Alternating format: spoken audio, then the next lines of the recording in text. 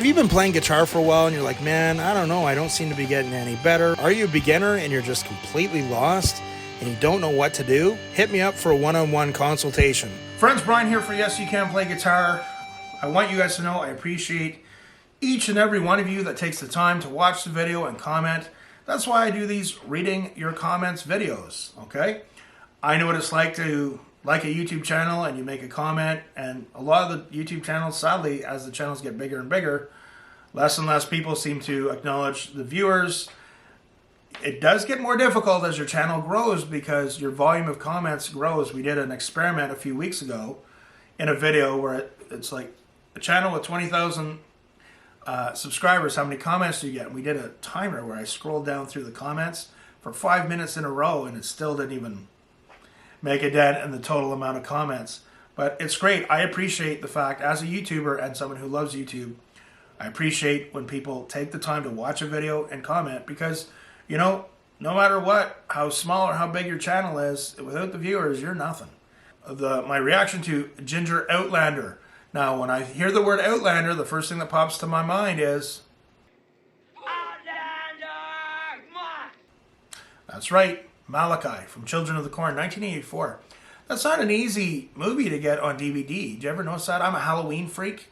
Not necessarily the movies, but Halloween's a big deal here.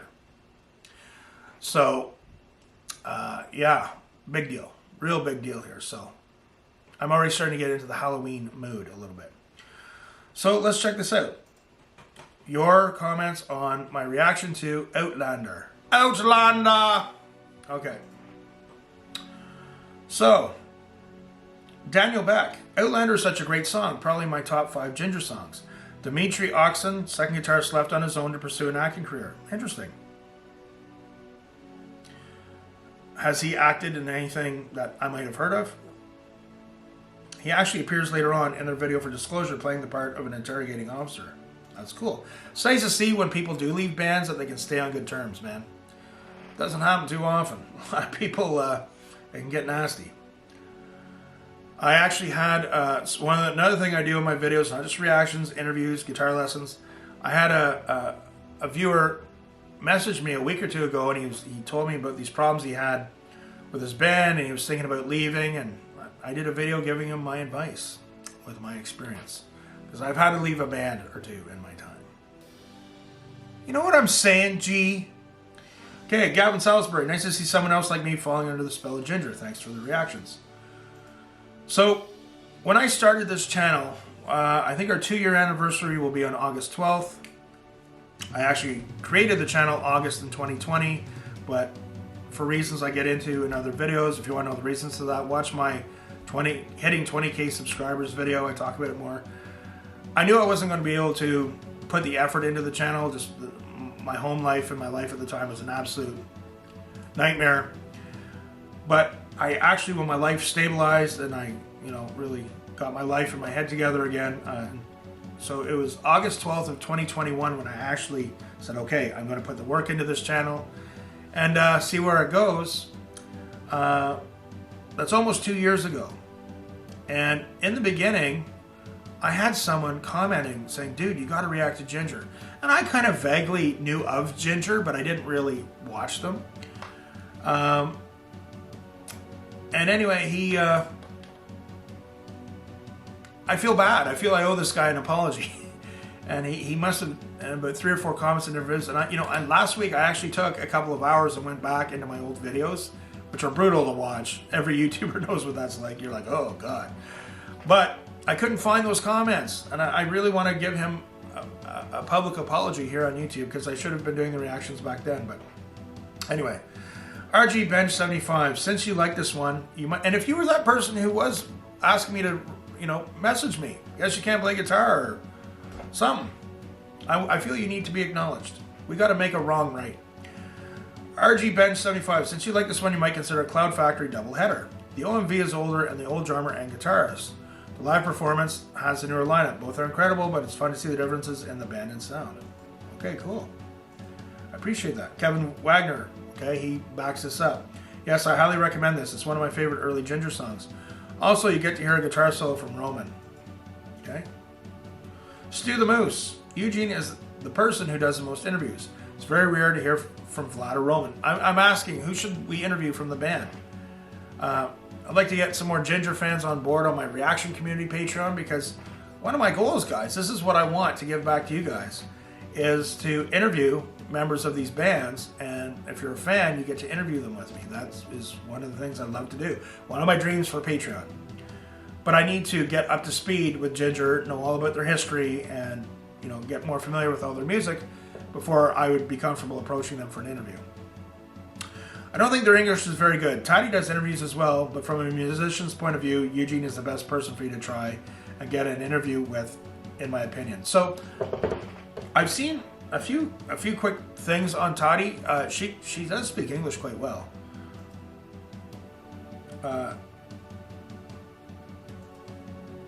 Okay, Socratic wisdom from a musician's perspective, true, but we all know you should also interview Toddy. Okay, yeah, I'd be open to interviewing Toddy for sure. Who would like to join me doing that on Patreon? That's my goal, where I want to go with this. Ralphie, Eugene is for all intents and purposes the manager. He's the one who pushed them starting. Okay, so he explains about Eugene. Toddy might be the star, but Eugene is unquestionably the leader. It's not that he loves doing interviews, but he's one of those people who will go almost anywhere to do almost anything. Okay, very cool. This is a great thing too, man. You guys educate me, and I really appreciate you. Like Ralphie, he took the time, watch the video, and make that comment, which helps educate me. So, Gleb Ivanov. Moreover, so they're talking back and forth about who would be the best interview out of Ginger. So, what about if we interviewed Eugene and Tati? Okay, the channel is growing, and the bigger the channel, the easier it is to get interviews. It's been a bit of a dry period here for interviews. I think, a lot of people are doing interviews. A lot of people are on tour right now.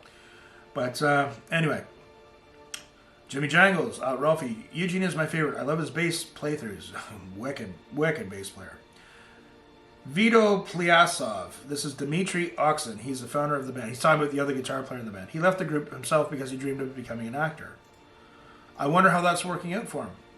Ponce just said, hello, this is not a real live. No. I was a little suspicious of this when I watched it, because there's a part in the video you can hear effects on her voice. And, when you play live, you can have effects on your voice, but not like that. And I was like, ooh. And it just seemed too perfect. But I didn't want to say anything and offend anybody because I wasn't 100% sure. But I was suspicious of it. So, Ponce is explaining how some things that went on in the performance. But several of you, I think, have mentioned that the audio live wasn't the best, and it's no fault of the band. It's like, I think my first reaction to Ginger, first or second, was the Alcatraz one. Like, Toddy's really having problems with her in-ear monitors, and believe me, I know what that's like. It's not fun. But she still did amazing, but I don't think I'd ever do another reaction video to an Alcatraz concert by any band. Coder for Liberty. Love Coder for Liberty. Comments on all my Ginger videos, reaction videos. Love this song. Her vocals on the official live version, believe it or not, are even better than this one. This is also one of those songs that if you hear the guitar playthrough, you realize just how much is blended into the music when it's a full recording. I think their Cloud Factory album would have been a much bigger deal. Okay, so he talks about the Cloud Factory. I also think where they are from played a factor too. Yes, they're from the Ukraine. I recall Eugene saying that a lot of bands who are not as popular as they have been at any given time got product endorsements long before they did. I agree. It just seems that they have had to struggle far more. Of course, thankfully, if there were types who were in it for the fame, they probably would have gotten frustrated and quit a long time ago. Fans, of course, can't help but wish everyone could enjoy their music. Eugene and Toddy do most of the interviews. I think that's probably where we're going to go. Again, I got to get really up to speed with Ginger, and I want to know my stuff when I'm talking to them, and also, I want to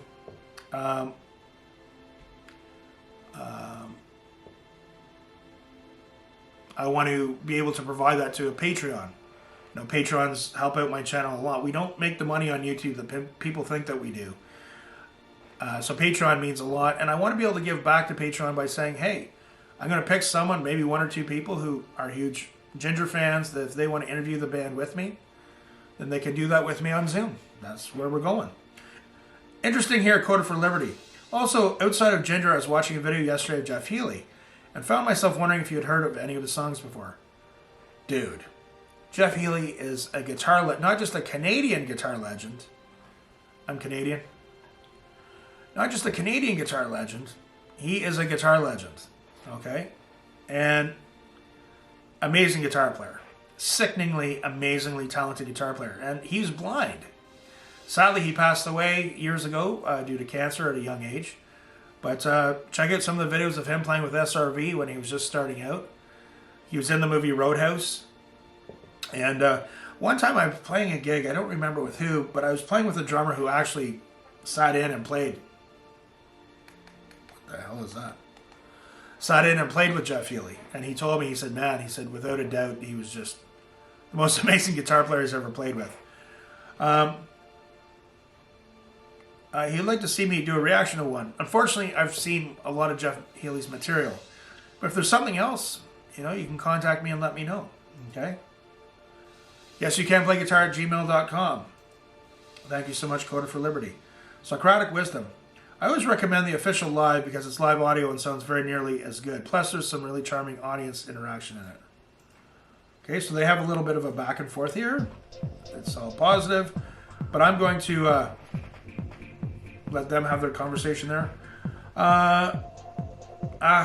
Okay, this looks Russian or Ukrainian, the writing. I can't pronounce that, I'm sorry. The departed guitarist was the last of the founders of the group. The rest came in after its foundation. He left on his own. He wanted to do something else, producing, an actor in a movie. They still have friendly relations, and he even started in their video disclosure. Yes, okay, we will eventually check that one out. Rich Jung. Loving your reactions to Ginger. This is an overdub, but there are so many live songs you can do from Ginger that shows just how tight and technical they are. I love their old stuff, but honestly, they really came into their own once Vlad came on board. The rhythm section is just so good and tight. It's really fun to see just how much they have progressed as a band. Anyway, subbed and keep up the good work.